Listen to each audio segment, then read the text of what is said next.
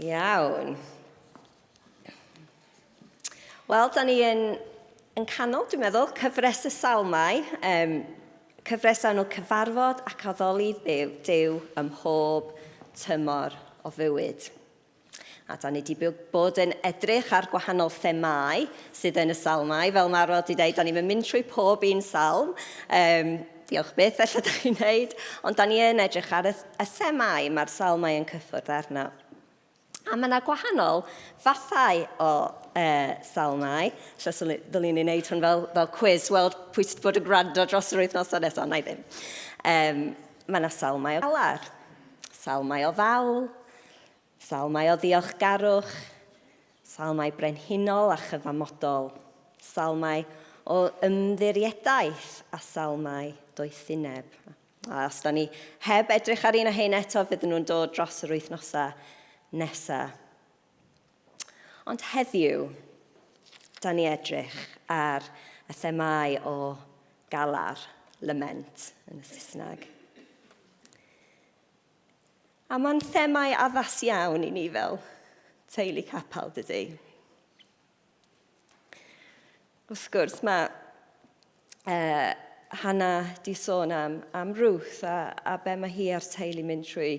Ond mae hefyd sefyllfeydd anodd arall mae teuluoedd yr eglwys yn mynd trwy. Pethau anodd iawn, heriol iawn.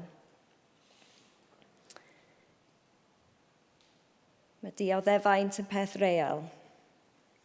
Mae'n addas i ni edrych ar hyn rwan. A mae'n hefyd yn addas wrth i ni edrych ar yn byd o'n gwmpas ni. Gymaint o drais anghyfiawnder, camdriniaeth, dioddefaint. A mae y sefyllfa agos yma a y sefyllfa fyd-eang wedi bod yn drwm ar fy nghalon wrth i fi baratoi hwn. So, da ni am edrych i gyntaf ar beth ydy lament, beth ydy galar yn y Beibl. A wedyn da ni am edrych ar salm penodol, Salm 13, sydd yn salm o galar. So, gyntaf, beth ydy lament? Be da ni'n sôn am pan da ni'n sôn am galar dwi'n defnyddio fel y gair Cymraeg am lament. A dwi'n hoffi disgrifiad yma gan dyn o enw Mark Vroegop yn llyfr enw Dark Clouds, Deep. Deep beth ydy, Mercies dwi'n meddwl, sori, mae yna typo ar y slide, bai fi di hwnna. Dark Clouds, Deep Mercies, Discovering the Grace of Lament.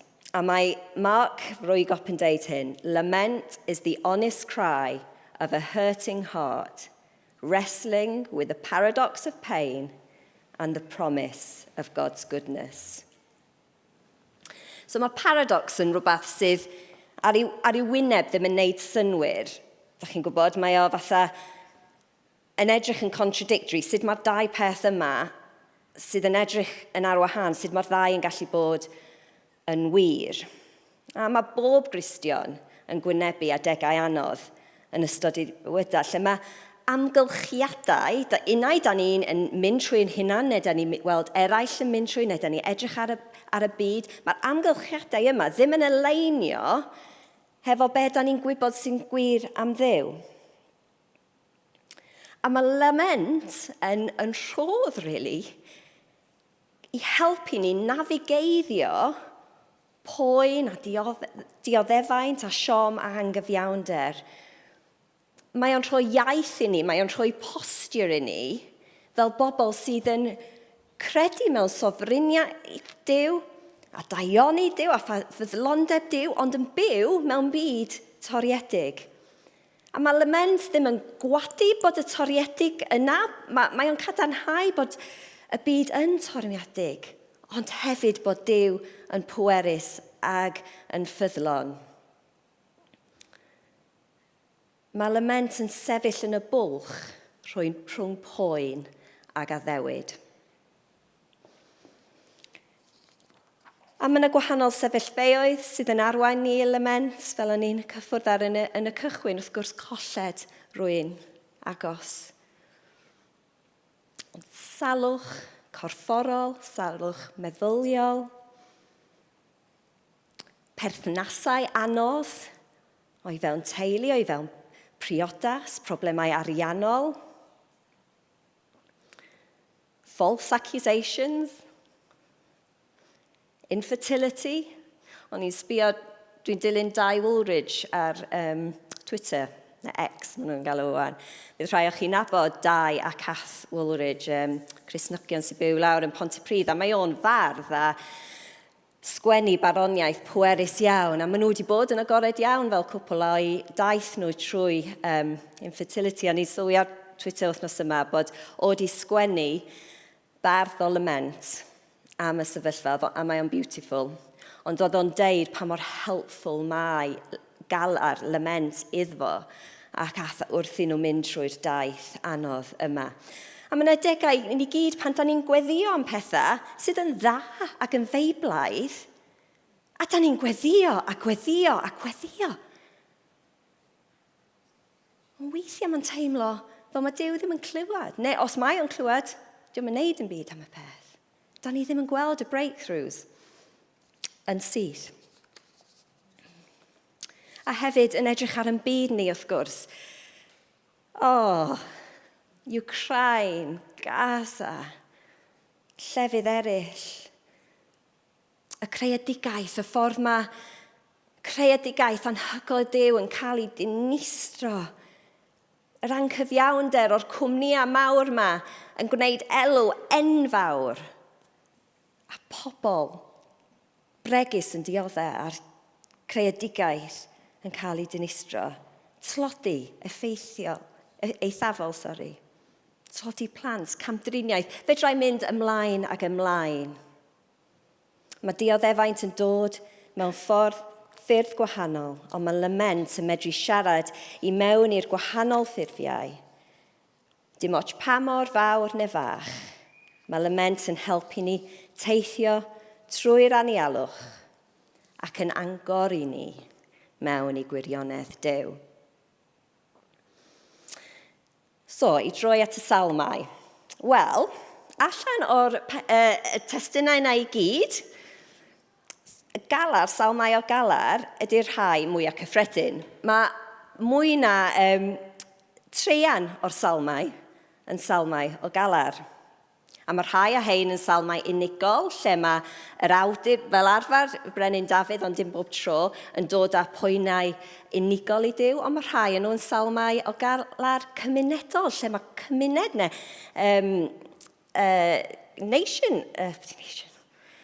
cenedl yn dod â i poenau a'i galar i Duw.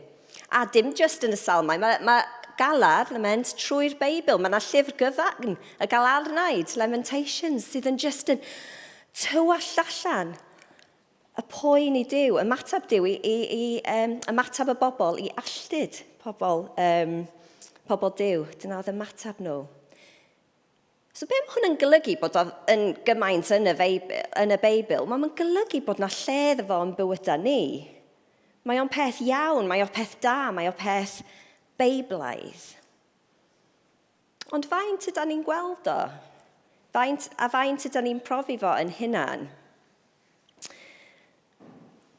Pwy sy'n cofio Top of the Pops?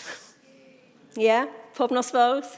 Nos Iau oedd o de, yn gwylio Top of the Pops. Nes i wneud Google bach, nath o gorffan yn 2006, sydd yn Sion Mawr, ond dyna ni. Ond mae yna siartiad oes caneuon pop, a dwi'n cymryd mae'r siartiad dal i bodoli yn dyn. Os y pobl yn dilyn nhw, dwi'n gwybod pwy sy'n rhif un ar hyn o bryd, rwy'n yn gwybod? No? Okay. Dim mor addas a hynny i diwylliant heddiw. Ond, well, who knew? Ond mae yna fersiwn Cristnogol, oes, o Top of the Pops. Neu'r siartiau'r Cristnogol. Enw fodi, the Christian Copyright Licensing International's list of most used hymns and worship songs. Yes, it exists. Who knew? You know now. Wel, na cyfadda, dwi ddim di sbio ar y rhestr yma. Ond, mae rwy'n nath sgwennu llyfr enw Celtic Prayer, Caught Up in Love, wedi sbio ar y top 150 o caneuon yn y siartiau Cristnogol, a gweld dim ond un allan ohonyn nhw sydd yn gan o lament, gan o galar.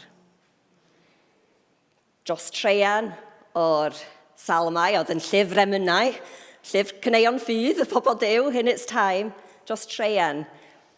Dim ond un yn yr siartiau Cristnogol.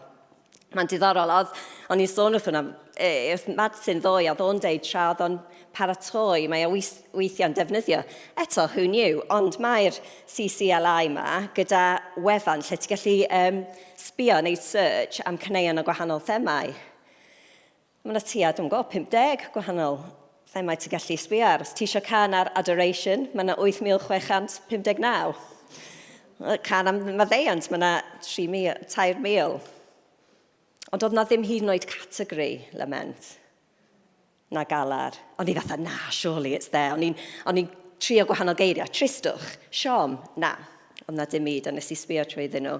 So mae'n diddorol dydy, a dwi'n meddwl, wrth edrych i fewn i hyn dros yr wythnosau dwytha wrth i fi paratoi, mae pobl yn teimlo, a dwi'n meddwl bod hyn yn wir, bod galar ella rhywbeth da ni wedi colli o'i fewn yr eglwys modern, dros y blynyddoedd. A os da ni ddim yn embraceio lament fel rhywbeth beiblaidd, ella da ni'n mwy, da ni'n colli rhywbeth, da ni'n methu rhywbeth yn daith ni gyda Duw. So dyna ni fel sort of introduction. Gad i ni troi wan at Salm penodol, Salm 13. A dwi darllen hyn. So gweddi am help. Am faint mwy arglwydd, wyt ti mynd i diastyru i am byth? Am faint mwy rwy ti mynd i droi cefn arna i? Am faint mwy mae rhaid i mi boeni fe enaid a dal i dioddef fel yma bob dydd? Am faint mwy mae'r gelyn i gael y llaw uchaf? Edrycha arna i, ateb fi o arglwydd fy niw, adfywia fi, rhag i mi suddo i gwsg marwolaeth, rhag i'r gelyn ddweud, dwi wedi ennill, ac i'r rhai sydd yn cysau ddathlu wrth i mi syrthio. Ond na, dwi'n trystio dy fod ti'n ffyddlon.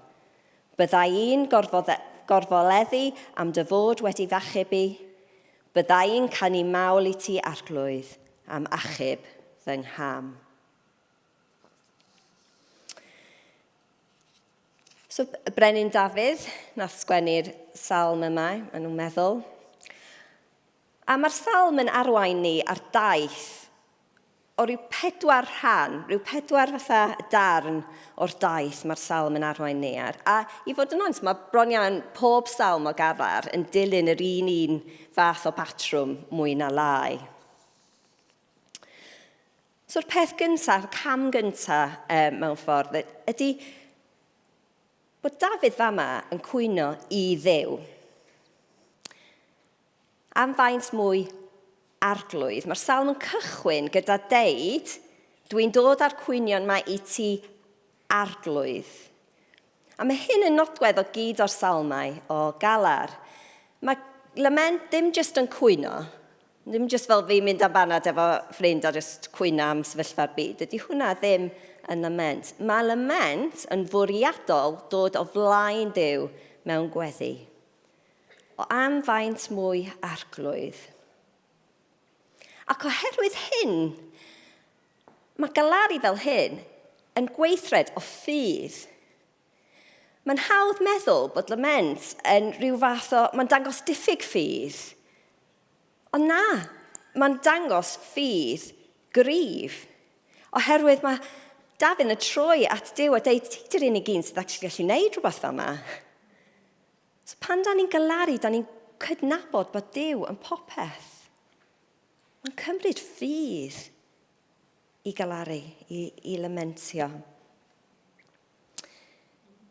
A mae lament yn cynnwys cwyno. Nawr eto dwi'n clywed, ydy cwyno'n iawn? Ydyn ni'n cael cwyno i Dduw? Dylian ni ddim bod yn ddiolchgar a fodlon trwy'r amser. Ydy o'n dangos, ydyn ni'n bod yn amharchus? Wel na, os da ni'n darllen y salmau a lot o'r Beibl, mae yna lot o gwyno, lot fawr, datganiadau o tristwch a dryswch, rhwystredigaeth, ofyn. Mae'r salmau yn llawn cwynion. A mae Duw eisiau ni bod yn onest gyda fo. Mae o eisiau ni dod a'n cwynion iddo fo. Da ni mor aml yn gwachod beth da ni'n deud, dydan. Da ni'n weithiau, mae'n sefyllfa lle, da ni angen neud hwn. Da ni rhoi rhyw fath o ffrynt ymlaen, rhyw fath o masg. Da ni'n mynd gadael i emosiynau gwir ni dangos. Ond mae Duw eisiau ni dod, tynnu'r masg, a jyst bod yn real gyda fo. Pan mae yna pethau da ni'n teimlo sydd ddim yn deg, pan mae yna pethau da ni'n teimlo sydd ddim yn iawn, mae Duw eisiau ni agosau at fo, a tywall yn calonau ni iddo fo. A da ni'n cwyno ar sail ein ffydd yn pwy mae Duw a be mae o'n medru gwneud. Am faint mwy arglwydd. Mae am faint mwy yn dod 4 gwaith mewn 2 adnod. Mae'n awgrymu amser hir o ddioddefaint i Dafydd. Ti'n gallu teimlo yn y geiriau dwyt, y poen a galar. Mae Dafydd yn tywall allan am faint mwy. Mae yna poenau dwfn, tu fewn iddo fo, a tu allan mae yna gelynion. A mae'n galw allan ar Dduw, am faint mwy rwy ti am droi cefn arna i. Adnod 1. Nawr yn y Hebreeg, mae'n sôn am wyneb Duw. Mae Bible.net i cyfieithu fo fel troi cefn. Ond oedd gwyneb Duw yn rhywbeth, dim i cymryd yn llythrenol, yn arwydd o presenoldeb a bendith Duw. Os da ni'n meddwl am y bendith da ni weithiau deud ar diwedd gwasanaeth o niwmeri 6, bydde di'r arglwydd lewyrchu ei wyneb arnat a bod yn drigarog wythyt. Mae'n arwydd o bresenoldeb a bendith. A be mae Dafydd yn deud bod wedi troi ei wyneb yn y Beibl Cymraeg Newydd, am ba hyd y cuddi dy wyneb o ddiwrthef. Y syniad yma bod Duw yn cuddiad i wyneb, cuddiad y bendith. Mae hwn yn cryd dwfn o galon Dafydd. Mae poen a tristwch wedi cymryd drosodd, mae Duw yn teimlo'n bell i ffwrdd. A mae'r gelyn yn teimlo'n agos. A sgwni os da chi erioed wedi teimlo fel na. Y teimlad yma bod Duw ddim yn clywed, neu ddim yn gwrando ella, neu hyd yn oed bod wedi troi i wyneb i ffwrdd â chi. Pa mor hir Duw, ydych chi wedi gweddio, pa mor hir Duw, dwi ddim yn gallu gwneud hyn, dim hirach. Dwi'n meddwl y tro gyntaf i fi bwyso i mewn i lament a dysgu am gwerth lament oedd tua 11 mlynedd yn ôl pan o'n i'n feichiog gyda babi bach, ond oedden ni wedi ffindio allan yn gynnar iawn yn y feichogrwydd, oedd y babi yn sal iawn. Ac oedden ni'n byw yma, newydd symud yma oedden ni. Oedden ni'n mynd yn aml i Lerpwl am sganiau. Ar y ffordd, oedden ni'n gweddio am newyddion gwell. Sgan yn dangos rhyw gobaith. Neu hyd yn oed yn dangos iachad llwyr. Ond tro ar ôl tro, oedd pob sgan yn oedd y sefyllfa'n waith ac yn waith. Tan nhw medru deud yn ystod y feichogrwydd bod y babi ddim am fyw. A nes i dysgu bod cwestiwn ni yn y iawn. Nes i dysgu bod Duw yn iawn hefo fi mynd, pam Duw, am pam mor hir? Dwi'n yn gallu neud hyn, pam bod hyn yn digwydd, pam wyt ti ddim yn camu fewn, pam? Mae Duw gallu cymryd hynny. Mae Duw isio ni dod iddo fo. Erbyn y diwedd oedd ein gweddi mwyaf oedd fysa Nathaniel, nathon ni gael efo babi Nathaniel, yn safo'n byw cwpl o wythnosau. Oedd hwnna'n medically possible. Oedd y rhai babis hefo'r cyflwr, oedd o hefo yn medru byw rhai dyddiau neu wythnosau. Dyna oedd yn gweddi ni cael amser gyda fo. Ond bu farw mae Nathaniel rhai munudau ar ôl cael ei geni. A oedd hwnna'n rhywbeth oedd ni'n reslo gyda am amser hir. Pam Pam nath ni ddim cael jyst chydig bach o amser gyda yn babi ni. A nes i dysgu tywallt fy nghalon. A weithiau oedd Duw yn teimlo'n agos iawn. Ond weithiau ffrindiau oedd o'n teimlo'n bell. A dyna ydy reality. Ond o'n i'n gallu dod hefo fy cwestiynau a hefo fy galar. A mae yna amseroedd ers hynny, eto, lle dwi wedi stryglo ddim i gweld atab i gweddi. A teimlo fel bod Duw ddim yn gwrando. A mae'n iawn, mae'n dda i ni mynd at Duw gyda be sydd ar calonnau ni. A da chi'n gwybod be? Nath Iesu gweddio salm o galar yn do o'r groes. Nath Iesu galw fy niw, pam wyt wedi troi dy gefn arna i, yr un geiriau o salm, sydd yn y salm 13, a'r un geiriau o salm 22 oedd Iesu yn gweddio fy niw, pam wyt wedi troi dy gefn arna i. Oedd Iesu yn teimlo hyn, oedd Iesu yn deud y geiriau yma.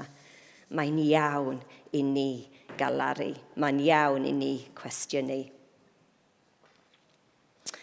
Yn ail, mae'r salmydd yn symud o cwyn, so mae wedi rhoi i cwynion o flaen Duw. Mae o'n symud i gofyn i Dduw symud. I erfyn ar Dduw, adnod 3 a 4. Edrycha arna i, ateb fi o arglwydd fy niw, adfywia fi. Edrych, ateb, adfywia. Mae rhain yn gofynion, dydyn o Dduw. Mae o'n dod yn bold ac yn hyderus i Dduw. A mae'n deud be fydd y canlyniad os di Duw ddim yn gwneud y pethau yma. Rhag i mi suddo i gwsg marwolaeth, rhag i'r gelyn dweud dwi wedi ennill, ac i'r rhai sydd yn cysau ddathlu wrth i mi syrthio. Edrych, ateb, adfywia. Mae'n diddorol gweld y perthynas gyda Duw, mae Dafydd yn honni fama, because mae o'n dod at Duw fel rwy'n sydd wedi creu a sydd yn gofalu amdano fo. A felly mae gynno fo'r hawl i ofyn y pethau yma o Duw. Mae o'n gofyn yn hyderus. Ar sail cymeriad Duw ac eddiwydion Duw. A fel Dafydd, da ni hefyd gallu dod at Duw a gofyn yn hyderus am bethau. Hebreaid 4, 14 i 16. Felly gadewch i ni ddal ein gafal yn beth dyn ni'n gredu. Mae gynnon ni archoffeiriad gwych, Iesu, mab Duw, sydd wedi mynd i mewn at Duw i'r nefoedd, a mae'n archoffeiriad sy'n deall yn iawn mor wan yda ni. Mae o'n cael ei demptio yn union yr un fath â ni, ond heb bechu o gwbl. Felly gadewch i ni glosio at orsedd Duw yn hyderus. Mae Duw mor hael, bydd yn trigarhau wrthon ni ac yn rhoi popeth sydd ein angen i ni pan mae angen help arno ni. Mae'r Beibl yn deud da ni'n gallu glosio at orsedd Duw yn hyderus. Be di sail y hyder yma? O bod gyda ni arch offeiriad, sef Iesu, rwy'n sydd yn wedi gwneud y gwaith ar yn rhan ni. A'r pwynt ydy bod Iesu yn deall. Mae o'n deall be da ni'n mynd trwy. Mae Isaiah 53, adnod 3 yn deud, roedd Iesu yn ddyn, wnaeth ddioddef, oedd yn siarad proffwydo am Iesu o'r Hen Testament, ond yn deud, sa Iesu yn ddyn, wnaeth dioddef yn gyfarwydd a phoen. A da ni'n gweld hwn yr efengylau o Iesu yn rhoi oedd yn gyfarwydd a phoen, a pob phoen. Mae Iesu yn gweld be da ni'n mynd trwy a mae o'n deall. Mae o'n deall a mae o'n caru ni.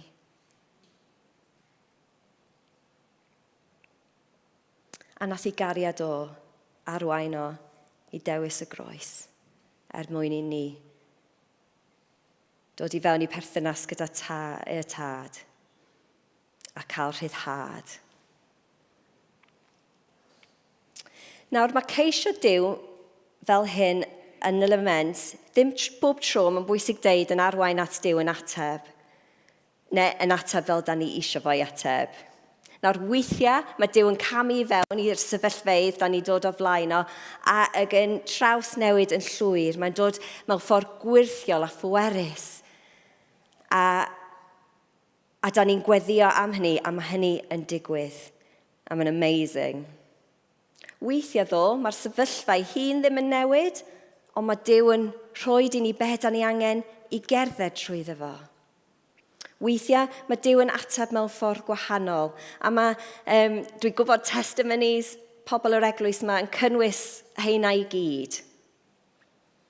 Ond mae lament mae'n bwysig dweud ddim necessarily yn dod â ateb sydyn. Eto, quote o Mark Vroegop. Grief is not tame. Lament is not a simplistic formula. Instead, lament is the song you sing, believing that one day God will answer and restore. So yn drydydd yn y Salm, beth sy'n digwydd? Mae Dafydd wedi cwyno, mae o wedi gofyn, erfyn am Duw i symud, a mae o'n symud wedyn i lle o hyder a trystio. Adnod 5. Ond na, dwi'n trystio dy fod ti'n ffyddlon, byddai'n gorfod foleddu am dy fod wedi fachub i. Mae'r gair ond mor bwysig yn fama, a mae bron pob salm o lament gyda ond fel hyn ynddo fo. Lle mae y salmydd yn symud i le o ymddiried a moliant. Mae salmau o galar dim just am mynegu poen, ond maen nhw am ymestyn am gobaith. A tydi'r cyrraedd y pwynt ond yma ddim yn rhywbeth sy'n bob tro'n digwydd yn sydyn. Mae yna 5 adnod sydd wedi arwain ni fama, ond dydy hwnna ddim yn amserlen. Weithiau mae'n cymryd yn hirach. Weithiau da ni ar y cwynwon a'r cwestiynu yn amser hir, dim just 4 adnod. Ond dyma'r daith mae lament yn cymryd ni ar, a mewn amser mae lament yn arwain ni i'r lle yma o drystio bod Duw yn ffyddlon. A mae'r gair Hebraeg, ei ffyddlon fama, yn gallu cael ei cyfieithu cariad parhaol a gweithredol. Mae o rhywbeth actif. Mae Dafydd yn datgan y gwir yma. Duw yn ffyddlon gyda cariad parhaol a gweithredol. A bod Duw wedi achub. Ac oherwydd y 2 peth yma, mae Dafydd wedi dasgan bod ei hyder o yn Duw, bod o'n trystio Duw. A mae hwnna'n dewis mae Dafydd yn neud yn pwynt yma. Bod y gelyn yn mosod arno fo, mae e'n galchiadau fo'n ofnadwy, mae o'n dewis trystio i Dduw. Dydy dioddefaint ddim yn golygu bod Duw wedi anghofio neu gwrthod i bobl. Mae Duw ar hyd o waith i achub ag adfer. Da ni ddim bob tro yn gallu gweld y trajectory mawr yma, dyna Duw gwirionedd. Mae Duw bob tro yn gweithio da. Mae o'n bob tro gweithio i achub ag adfer. A mae Dafydd ddim yn dibynnu ar ei ffydd ei hun fama, ond mae o'n dibynnu ar yr un mae ei ffydd ynddo. Bod yn ei boen, mae o'n teimlo bod Duw wedi adael o, mae o'n angori ei enaid yn y gwirionedd o pwy ydy Duw a be mae Duw wedi wneud. A da ni hefyd yn ein cwestiynu, yn ein poen, gallu angori yn hunan yn y gwirionedd bod Duw yn dda a mae o'n wneud be mae wedi gaddo. Ond mae hwn yn dewis mae rhaid i ni wneud tro ar ôl tro. Mae o ddim one-off lle da ni dweud, dwi'n trystio, dyna ni. Mae rhywbeth da ni gorfod dod nôl i tro ar ôl tro. A mae'n helpful, dwi'n meddwl, cael darn o sgrythyr. Ella da ni'n dysgu, lle da ni'n gallu siarad i'n enaid ni. A pan mae'r poen yn dod yn gormodol, da ni'n gallu sefyll ar y gwirioneddau yma. O'n i'n sôn am Nathaniel gyna, a ar ôl iddo fo marw, nath ni gyrru Neges allan i pawb i egluro beth di digwydd. A nath ffrind da i ni gyrru nôl. Neges efo, sgynna i ddim llawer eiriau, really, i deud. Dwi jyst yn teimlo bod y adnodau yma yn addas. Ac ar adnodau oedd o Habacuc 3, 15 i 17. A mae'n deud hyn, bod y goeden ffigys heb blodeuo a'r grawnwyn heb dyfu yn y wynllan, bod y coed o leiwydd wedi methu a dim cnytau ar y caer teras, does dim defaid yn y gorlan neu chen yn y beidi. In other words, mae bywyd ar hyn o bryd yn hollol, dewis eich gair, rubbish. Bod bywyd yn hollol bywyd yn ofnadwy, mae'n mynd ymlaen i deud, drwy'r cwbl byddai yn addoli'r arglwydd ac yn dathlu'r Dduw sydd wedi fy achub i. Mae'r arglwydd fy meistr yn rhoi nerth i mi ac yn gwneud fy nhraed mor saff a'r carw sy'n crwydro yr ucheldir garw. Nawr mewn ffordd mae hwn yn bach darn eitha sort of abstract o sgrythyr, ond oedd o just mor helpful i ni yn yr amser yna, achos oedd o'n rhoi geiriau i ni, oedden ni ddim really ella gallu articulatio yn hunain. Drwy'r cwbl byddai'n addoli'r arglwydd. A nath ni dewis darllen yr adnodau yma yn yr angladd, a maen nhw wedi bod adnodau da ni wedi dod yn ôl i tro ar ôl tro. A mae'r prosesol element yn helpu ni wneud y dewis yna. Mae yna dewis byddai'n gorfodeddu. A pan mae yn y Salm, pan mae Dafydd yn cael i'r pwynt yma lle mae o'n deud byddai yn trystio, dio ddim di'n gweld newid yn ei amgylchiadau eto. Mae o'n gorfoleddu yn y dirgelwch heb atebion glir. Ach gwrs, i ni sy'n byw ochr yma o'r groes, da ni'n gwybod bod y cri o lament mwyaf mae'r byd ma di gweld, sef fy niw, pam wyt wedi troi fy gefn arna i. Y cri yna o'r groes wedi arwain at y foment mwyaf o brynedigaeth, o redemption. Ar y groes nath Iesu profi poen tu hwnt o bellffordd unrhyw beth da ni yn profi. Dewis cymryd pechod y byd arno fo ei hun mwyn i ni cael perthynas gyda Duw. Ac os ar sail hynny, da ni medru deud bod Duw yn dda a da ni medru trystio fo. Mae Colosiaid 1, 13 i 14 yn deud, mae o wedi'n achub ni o'r tywyllwch oedd yn ein gormesu ni, ac wedi dod â ni dan deyrnasiad y mab mae e'n garu, ei fab sydd wedi gollwng ni'n rhydd, mae wedi maddau'n pechoda ni. Dyna nath y groes a'r atgyfodiad prynu ni. Da ni medru trystio pob gair mae Iesu di deud a mae Duw yn deud yn y Beibl oherwydd gweithred redemption yma. Mewn ein gweddio o lament, da ni'n angori yn hunan i be da ni'n gwybod sydd yn wir am gymeriad ac eddiwydion Duw gath ei datguddio yn Iesu Grist. Ac yn pedwerydd, da ni'n dod i'r diwedd. Moliant. Mae'r Salm yn gorffan hefo, byddai'n canu mawl i ti Arglwydd am achub fy ngham. Drwy galar, mae poen yn medru dod yn platfform i addoliad. Mae dioddefaint yn cael ei arwain at ymddiried. A lament ydy'r iaith i'r transition yma.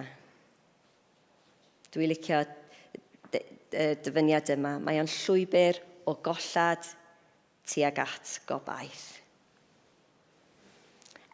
Mae y Salm yn cychwyn hefo'r cri yma o Duw, lle wyt ti? I gorffan hefo, mi fyddai'n canu mawl i ti. Dyna'r dirdaith yma, y Salm o galar di mynd â Dafydd ar. A dyna'r y daith yma, y lament gallu helpu ni cerdded hefyd. Byddai, mae yna penderfyniad yna gyn Dafydd. Mae o'n dewis i moli Dduw. A weithiau mae'r dewis yna'n hawdd, a weithiau dydy o ddim. Mae o'n dewis rili anodd. Ond mae o'n Dafydd yn pwysio nôl gyda addewidion o gobaith Dduw.